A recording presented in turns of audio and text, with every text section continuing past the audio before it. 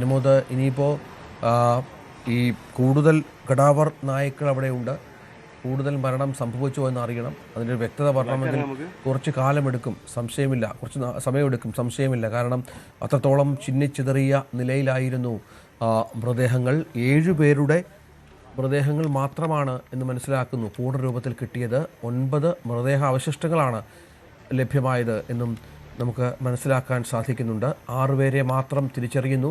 ICUവിൽ 10 പേർ, അതിൽ 5 പേർ ഗുരുതരാവസ്ഥയിൽ. അങ്ങനെ ഈ ദുരന്തത്തിൻ്റെ വ്യാപ്തി അത് ഒരുപക്ഷെ വർദ്ധിക്കാനുള്ള സാധ്യത തന്നെയാണല്ലേ?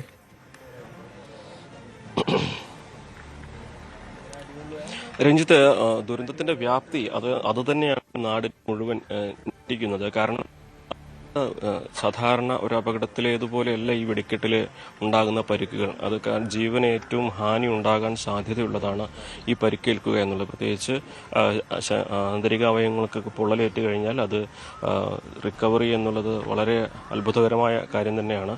പക്ഷേ അതുകൊണ്ട് തന്നെ ഇതിൻ്റെ സാധ്യതകൾ, ഇതൊരു മഹാദുരന്തമാകാനുള്ള സാധ്യതകൾ കൂടുന്നു എന്നുള്ളതാണ് നമ്മളെയൊക്കെ ആശങ്കപ്പെടുത്തുന്ന ഒരു കാര്യം. ഏറ്റവും പ്രധാനം ഈ എത്ര പേർ ഇതിൽ പെട്ടു എന്നുള്ളത് തിരിച്ചറിയുകയാണ്. അതിൽ തന്നെ ദുരന്തത്തിൽ മരിച്ചവരുടെ അല്ലെങ്കിൽ അവരെ ആരെല്ലാമാണെന്ന് തിരിച്ചറിയാൻ വലിയ പ്രതിസന്ധിയുണ്ട്. ശരീരഭാഗങ്ങൾ പലയിടങ്ങളിലായി ചിന്നിച്ചിതറിയ അവസ്ഥയിലാണ് പലതും കണ്ടെടുത്തിട്ടുള്ളത്. അതൊക്കെ ആരുടെയെല്ലാമാണെന്ന് കണ്ടെത്തുക എന്നുള്ളത് DNA പരിശോധനയോട് മാത്രമേ സാധ്യമാകുകയുള്ളൂ. ഇപ്പോൾ ഒരു വ്യക്തിയുടെ തന്നെ ശരീരം പല ഭാഗങ്ങളിലായിട്ട് ചിന്നിച്ചിതറിയതാകാം. അപ്പോൾ ഓരോ ശരീരഭാഗങ്ങളും ആരുടേതാണെന്ന് കണ്ടെത്തുക എന്നുള്ളതാണ് ഇതിൽ ഏറ്റവും പ്രധാനപ്പെട്ട ഒരു വെല്ലുവിളി. അത് DNA പരിശോധനയിലൂടെ മാത്രമേ സാധിക്കുകയുള്ളൂ. അത് എത്ര സമയമെടുക്കും എന്നുള്ളതാണ് ഇവിടെ പ്രധാനമായിട്ടും ഉയരുന്നത് എന്ന് നമുക്ക് പ്രാഥമികമായിട്ടൊരു വിവരമുണ്ട്. പക്ഷേ അത് അല്പം കൂടുവാനും കുറയാനും ഒക്കെ സാധ്യതയുണ്ടോ എന്നുള്ളതാണ് ഇനി അറിയാനുള്ളത്. അതിൽ സംശയിക്കുന്ന ആളുകളുടെ എല്ലാ ബന്ധുക്കളുടെയും ഈ ശരീരഭാഗങ്ങൾ സാമ്പിൾ ശേഖരിച്ചത് അതുമാണ് DNA പരിശോധനയ്ക്ക് വിധേയമാക്കുക. അതായത് ഇവിടെ ഉണ്ടായിരുന്നു എന്ന് കരുതുന്ന തിരിച്ചറിയാത്ത എല്ലാവരുടെയും ബന്ധുക്കളുടെ DNA ശേഖരിച്ച് അതാണ് ഈ ലഭിച്ച ശരീരഭാഗങ്ങളുടേതുമായിട്ട് സാമ്പിൾ പരിശോധന നടത്തുക. ഇത് നമ്മൾ ദുരന്തമുഖത്തെല്ലാം കണ്ടതാണ്. ഈ മുണ്ടക്കൈ ചൂരൽമല ദുരന്തത്തിലൊക്കെ ഇതിൻ്റെ ഒരു വ്യാപ്തി നമ്മൾ തിരിച്ചറിഞ്ഞത്, ഈ മരണത്തിൻ്റെ വ്യാപ്തി തിരിച്ചറിഞ്ഞതും ഈ DNA പരിശോധനാ ഫലങ്ങൾ ലഭിച്ച ഒരു സാഹചര്യത്തിൽ കൂടിയാണ്. അപ്പോൾ അത്തരം നടപടികൾക്കാണ് ഒരു ഘട്ടത്തിൽ ഇനി ഇവിടെ പ്രധാനമായിട്ടുള്ളത്. അതായത് മൃതശരീരങ്ങൾ ആരുടേതെല്ലാമാണെന്ന് തിരിച്ചറിയുക, പരിക്കേറ്റവർ ആരെല്ലാമാണെന്ന് കണ്ടെത്തുക. അങ്ങനെ ഉള്ള ഒരു നടപടികളാണ് ആദ്യ ഘട്ടത്തിൽ ഇവിടെ ഉണ്ടാവുക. ഒപ്പം ഇത് ഏറ്റവും ഉയരുന്ന ഒരു ചോദ്യം രഞ്ജിത്ത് നേരത്തെ സൂചിപ്പിച്ചത് തന്നെയാണ്. ഇനി എങ്ങനെയാകും ഈ ഒരു പൂരത്തിൻ്റെ എന്നുള്ളത്. നമുക്കറിയാം, ഒരു ദുരന്തത്തിൽ ചവിട്ടി നിൽക്കുമ്പോൾ പൂരം ആഘോഷിക്കുക എന്നുള്ളത് മാനുഷികമായിട്ട് നമുക്ക് ഏറെ വേദന നൽകുന്നതാണ്. ചിന്തിക്കാൻ പോലും ഒരുപക്ഷെ കഴിയുന്ന ഒരു കാര്യമല്ല. അത് ദേവസ്വങ്ങൾ പൂരം ചടങ്ങ് മാത്രമാക്കി നടത്താനുള്ളൊരു തീരുമാനമെടുത്താൽ അതിൽ സർക്കാരിൻ്റെ ഒരു അനുമതി കൂടി വന്നാൽ അത്തരത്തിലേക്ക് തന്നെ കാര്യങ്ങൾ നീങ്ങുമെന്ന് വേണം കരുതുവാൻ. ആദ്യമായിട്ടല്ല പൂരം ചടങ്ങ് മാത്രമായി നടത്തിയിട്ടുള്ളത്. നമ്മുടെ ഓർമ്മയിൽ ഉള്ളത് ഇപ്പോൾ കോവിഡ് കാലത്ത് അത്തരത്തിൽ പൂരം ചടങ്ങ് മാത്രമായി നടത്തിയിട്ടുണ്ട്. അതിനു മുൻപ് പലവട്ടം ലോകമഹായുദ്ധ സമയത്തും അങ്ങനെയുള്ള പ്രതിസന്ധി നേരിടുന്ന ഘട്ടങ്ങളിലൊക്കെ ഒരാനപ്പുറത്ത് പാണികൊത്തി ദേവനെ വലം വെച്ച് മടങ്ങുന്ന ഒരു ചടങ്ങ് മാത്രമാക്കി പൂരം നടത്തിയതിൻ്റെ ചരിത്രവും നമുക്കറിയാം. അപ്പോൾ ഈ ഒരു മഹാദുരന്തത്തിൻ്റെ പശ്ചാത്തലത്തിൽ പൂരം ആഘോഷങ്ങളും അതിൻ്റെ വർണ്ണപ്പകിട്ടും എല്ലാം ഒഴിവാക്കി ഒരു ചടങ്ങ് മാത്രമാക്കി നടത്തുന്നതിൻ്റെ ഒരു സാധ്യത അത് എത്രമാത്രം ഉണ്ട് എന്നുള്ളതാണ് അറിയേണ്ടത്. ഇന്ന് അക്കാര്യത്തിൽ ഒരു ധാരണയാകും. ഇക്കാര്യത്തിൽ ഒന്ന് ദേവസ്വം മന്ത്രിയുടെ തന്നെ അധ്യക്ഷതയിൽ യോഗം ചേരുന്നുണ്ട്. അതിൽ ദേവസ്വങ്ങളും തിരുവമ്പാടി പാറമേക്കാവ് ദേവസ്വങ്ങളും കൊച്ചിൻ ദേവസ്വം ബോർഡും അതേപോലെ ദേവസ്വം മന്ത്രിയൊക്കെ അവരുടെ നിലപാട് വ്യക്തമാക്കുന്നതോടെ അക്കാര്യത്തിലൊരു വ്യക്തത കൈവരും. അതുതന്നെയാണ് ഏറ്റവും അറിയാനുള്ള ഉചിതമായൊരു നടപടി അത്തരത്തിൽ ഉണ്ടാകുമെന്ന് തന്നെ വേണം കരുതുവാൻ. കാരണം ഒരു മഹാദുരന്തം അതിൽ ചവിട്ടി നിൽക്കുമ്പോൾ ഈ ആഘോഷങ്ങൾ അതൊരിക്കലും യോജിക്കുന്നതല്ല എന്ന് തന്നെ വേണം നമുക്ക് വിലയിരുത്തുവാൻ. അതിൻ്റെ മറ്റു കാര്യങ്ങളൊക്കെ എന്താണെങ്കിലും ഒരു മണിക്കൂറുകളിൽ നമുക്ക് അറിയാനാകും. ഇപ്പോഴത്തെ പ്രധാനപ്പെട്ട ഒരു കാര്യം ഇന്നത്തെ നടപടികളിൽ ഒന്ന് ഈ മൃതദേഹങ്ങൾ തിരിച്ചറിയുക, പരിക്കേറ്റവരെ കണ്ടെത്തുക, ആരെല്ലാമാണ് ഈ അപകടത്തിൽപ്പെട്ടത് എന്നത് മനസ്സിലാക്കുക എന്നുള്ളത് തന്നെയാണ്.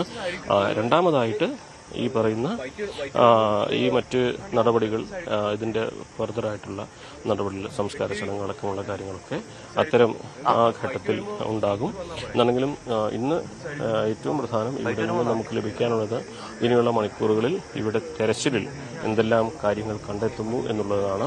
ഈ ഒരു അപകടത്തിലേക്ക് നയിച്ചത് എന്ത് എന്നുള്ളതിന് വ്യക്തമായൊരു മറുപടി അത് ഫോറൻസിക് പരിശോധനയ്ക്കും മറ്റും ശേഷമുണ്ടാകുമെന്ന് കരുതാം. ഒരു ചൂട് തന്നെയാകാം കാരണം, പക്ഷേ മറ്റെന്തെങ്കിലും ഘടകങ്ങൾ അതിലുണ്ടായിട്ടുണ്ടോ എന്നതും അന്വേഷണത്തിൽ കണ്ടെത്തേണ്ടതാണ്. എന്തായാലും തൃശ്ശൂർ പൂരം ഓരോ തവണയും ആഘോഷമായി മുൻപത്തേക്കാൾ വർണ്ണാഭമായി ആഘോഷിക്കുന്ന ഒരു ചരിത്രമുള്ള പതിവുള്ള മലയാളിക്ക് ഈ ഒരു തൃശ്ശൂർ പൂരം കണ്ണീരിൻ്റേതാണ്, വേദനകളുടേതാകും. നമുക്കൊപ്പം ഉണ്ടായിരുന്ന സഹജീവികളെ നഷ്ടപ്പെട്ടതിൻ്റെ ആ ഒരു ദുഃഖം നെഞ്ചിലേറ്റിയിട്ടാകും. അതുകൊണ്ട് തന്നെ ഇത്തവണ പൂരം എന്നത് കണ്ണീർ പൂരമാണ്. ഇപ്പോൾ നമ്മളിവിടെ കാണുന്നത് ഒരുപക്ഷെ ഈ ഒരു യോഗത്തിന് ശേഷം സുരേഷ് ഗോപി പുറത്തേക്കെത്തി മാധ്യമങ്ങളോട് സംസാരിക്കാൻ സാധ്യതയുണ്ട് എന്ന് തന്നെയാണ് കരുതുന്നത്. നമ്മൾ അതിൻ്റെ ഒരു തയ്യാറെടുപ്പിന്, അദ്ദേഹത്തിൻ്റെ പ്രതികരണം എടുക്കാനുള്ളൊരു തയ്യാറെടുപ്പിലാണ് നമ്മൾ. രഞ്ജിത്ത്, ഇന്നലെ ഒരുപാട് മന്ത്രിമാരടക്കമുള്ള നിരവധി ആളുകൾ അവിടെ എത്തി ഈ ദുരന്ത സ്ഥലത്തെത്തുകയും പരിക്കേറ്റവരെ സന്ദർശിക്കുകയും മറ്റും ചെയ്തിരുന്നു. അപകട സ്ഥലത്ത് നിന്ന് ലഭിച്ച ശരീര ഭാഗങ്ങൾ DNA പരിശോധനയ്ക്ക് വിധേയമാക്കുമെന്ന് മന്ത്രി VN വാസവൻ പറഞ്ഞു. ഇനിയും ആളുകളെ കണ്ടെത്തേണ്ടതുണ്ട്.